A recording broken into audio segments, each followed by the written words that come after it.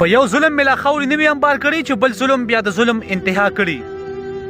اخر تر کومې پورې به دا ظلمونه کېږي، تر کومې پورې به دا زیاتې کېږي، د دې مخنیوي کولو والی څوک نشته، د دې تپوس کولو والی څوک نشته. کم خلک چې دا ظلمونه کوي، دا زیاتې کوي، نو زه هغوی ته وایم چې ول خدای بندګانو تاسو به د دو پټو ځای ته نه ځئ، تاسو به سترګې نه پټېږي، تاسو به خدای ته په کومو سترګو باندې مخامخ کېږئ، تاسو به الله له څه جواب ورکوئ. قدرمنو په دې سکرین چې تاسو ته کم د دې هلک دا تصویر ښکاري، د ده باره کې در سره نن خبرې کوم. دا ویډیو وګورئ او زیات نه زیات شیر کړئ چې هر یو ورور ته دا ویډیو ورسي. بسم الله الرحمن الرحیم. السلام علیکم ورحمت الله وبرکاتو. قدرمنو ستاسو ورور علي عباس خان یوسف زی یم.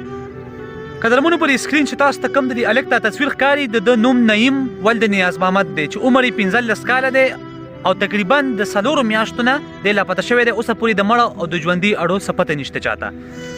بهرحال ډیرو خلکو چې کوم دی د ده دا پوسټونه شیر کړي دي، خو یو ورور راسره رابطه وساتله چې زموږ په کور کې غم دی، درد دی. د ده مور چې کومه ده خاص کر هغې له د شپې خوبونه نشته، د خوب ګولیانې چې خوب ورې نشته او جاړي. یقینا چې مور چې کوم دی هغه هستي ده چې بچی ته نه لغونته کې اخوا کېږي، نو یقین وکړئ چې د مور زړه ورسره دوړېږي. د ټول نه اول چې کوم یو ورور ما ته دا وایس وکړو، دا وایس واورئ، بیا راځم بیا دې هلک باره کې یو څو خبرې کوم. والله زمونږ خپلوان دي او کور کې غم دی، مور یې تکلیف کې ده، مور یې بیماره ده او بس د دې فریاد کوي او ډېر غټه مهرباني به دي او دا په موږ باندې ډېر غټ احسان دی.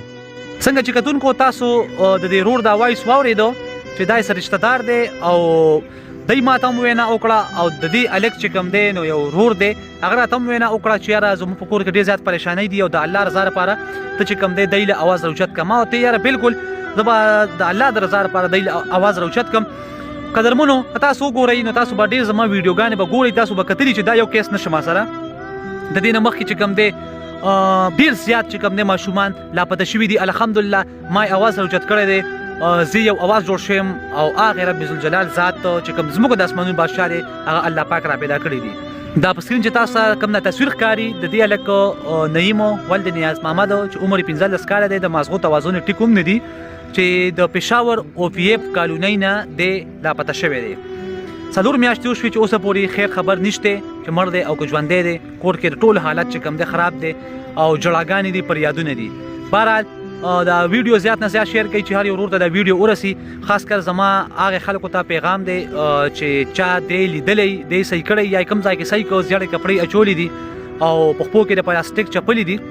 نو که تاسو کوم ځای کې هم صحیح کوو نو پر سکرین چې تاسو ته دا کم نمبر ښکاري نو په دې نمبر باندې تاسو دی سره رابطه وساتئ چې د دی مور زړه له لږ غونته کې قرار راشي، په کور کې لږ غونته کې خوشحالي راشي. چې کوم تاڼو سره یي نو هغوی له هم دا پکار دی چې په دې نمبر باندې هغوی رابطه وکړي که د زما دا ویډیو ګوري چې د دی مور زړه له لږ غونته کې سکون راشي. د دې نه علاوه چې کوم دی کوم ایدي سنټرې دي نو زه هغوی ته هم دا خواست کوم چې دا کس که چېرې تاسو سره یا تاسو صحیح کړی یا دی په کوم ځای کې هم وي او چا لیدلی په دې سکرین باندې چې کوم نمبر تاسو ته ښکاري په دې نمبر باندې تاسو رابطه وکړئ او دا د مور خپل زوی د امانت هغوی له ورسوئ.